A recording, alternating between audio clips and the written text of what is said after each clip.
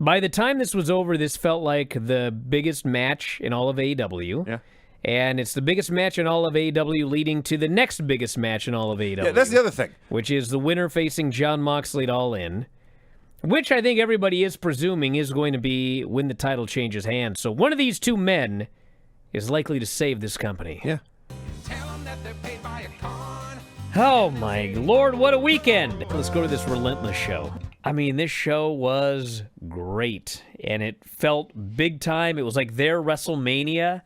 And, you know, they brought in Kurt Angle. You know, they asked me if I would do a podcast, Tom and I interviewing Kurt Angle. I was like, yeah, I'd be happy to. Man, that guy is a great interview. He's so great at being Kurt Angle. So I guess while I was gone, there was a collision that didn't work.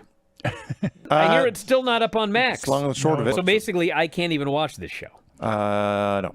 I watched the first 3 quarters of the show. I was just fine with skipping that last half hour. I did not need 30 more minutes of this particular television show. So out comes the Bloodline, or the Solo line, or whatever they're called now. Solo Sakoa, Jacob Fatu, and my man JC. No, they called him JC Matteo here in the first... Did they? Yes. I think they should have just called him JC. They don't need the Matteo, because the announcers only called him JC anyway, and his name is Jeff Cobb. Sure. And they told you everything about Jeff Cobb during the show. Yeah. Matteo sounds like a Filipino name. I looked it up. He's part Filipino, so fair enough. There you go. There you go. It ain't good to go to prison. You know what I mean? You did something pretty wrong when you go to jail. Sure. You know what I mean? Typically, yeah. But it sure has given this Fatu some credibility with this audience. His gimmick is that he's a criminal. I'm pretty sure the crowd reactions would be the same if they had never, ever mentioned his legal issues. Man, they're getting behind him. They're even finishing his They see him as the real deal. These girls got in there, and they blew a couple spots. They looked really clunky. And this crowd lied to these people and chanted, "This is awesome." It was not. No. Stop doing that. Quit encouraging mediocrity. Solo Sakoa wins this match. These fucking fans screamed in anger. I mean, they went, ah! Like they were mad. And I was mad too. I was like, yeah, this is a fucking Money in the Bank ladder match. Phoenix isn't in it. Jimmy Uso isn't in it. But Solo Sakoa is. What are we doing here? So does Nia Jax versus Tiffany Stratton. And then Nia grabs a chair. Oh, no. I don't know if this was like a tribute to Sabu. Fucking Tiffany kicked that fucking chair into her face hard as she's ever kicked anything in her life. She fucking kicked that chair and it just goes smash into Nia's face. She knew she fucked up because she wins and they give her the belt and she's crying that she beat Nia Jax in a title match. She's crying and she holds up the belt. I was like, oh my God. What's going on, Granny?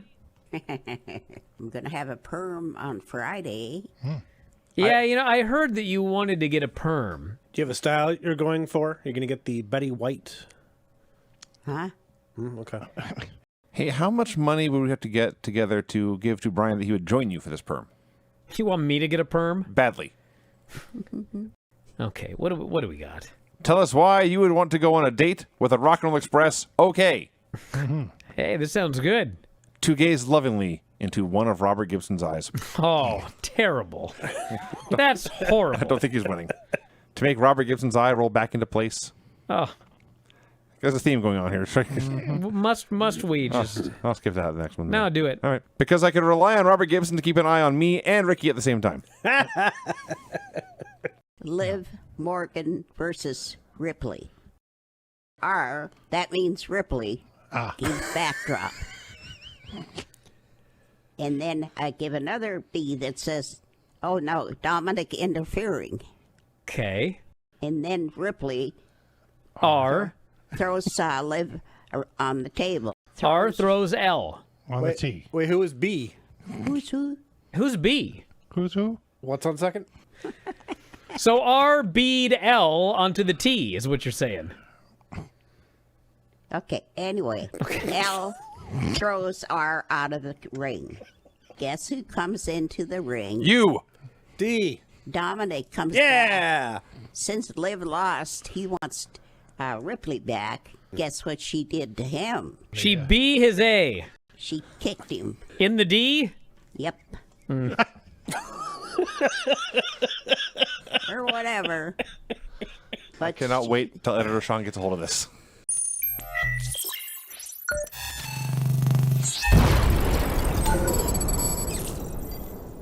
Lance sent me a text. He's so excited. He can't wait to hear this review.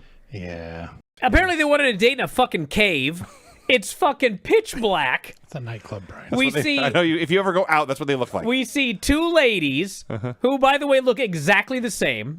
They just chatted for a second. One of the ladies was drinking. Ricky Morton was dancing. Kind of. He's just sort of he moved about like this or whatever. Pretty close, actually. Yeah. Robert Gibson had that sleeveless black vest with big, giant white disco lapels and all this chest hair.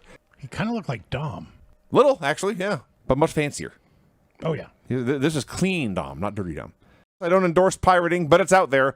I went to YouTube, looked it up, set the little controller there to 1/4 speed, because I did not want to miss a single frame of this. All right, everybody, it's the Bryan Vinny Show, May 22nd, 2025. Well, we're here. That was weird. I don't know what's going on. What happened? There's some weird thing on the thing. We were all split up. It was like the Brady Bunch. Right now, at 11:04 Eastern, there is no location for WrestleMania next year. Intriguing. Came out that they're not going to New Orleans after all. But Vegas is not confirmed. Yeah. There are a couple of hurdles, which begs a lot of questions now, doesn't it? Why didn't they get this figured out before they canceled New Orleans? Did New Orleans leak this story because they were upset? I mean, what happened here? Why don't they have a location yet? A lot of stories, a lot of questions. It does appear to be Vegas, though. Vegas 2 years straight. That's the by far front runner right now. And Schiavone calls out Ospreay. He calls out Hangman. It was great because as opposed to every other promo I saw on these two shows, and there were a lot of them, all the other ones felt at best like an actor reciting dialogue someone else had written for them. This felt like two human beings pouring their heart out. This was authentic and believable. By the time this was over, this felt like the biggest match in all of AEW. Yeah. And it's the biggest match in all of AEW leading to the next biggest match in all of AEW. Yeah, that's the other thing. Which is the winner facing Jon Moxley at All In. Which I think everybody is presuming is going to be when the title changes hands. So one of these two men is likely to save this company. Yeah. Jon Moxley and the Young Bucks versus Samoa Joe and Powerhouse Hobbs and Swerve.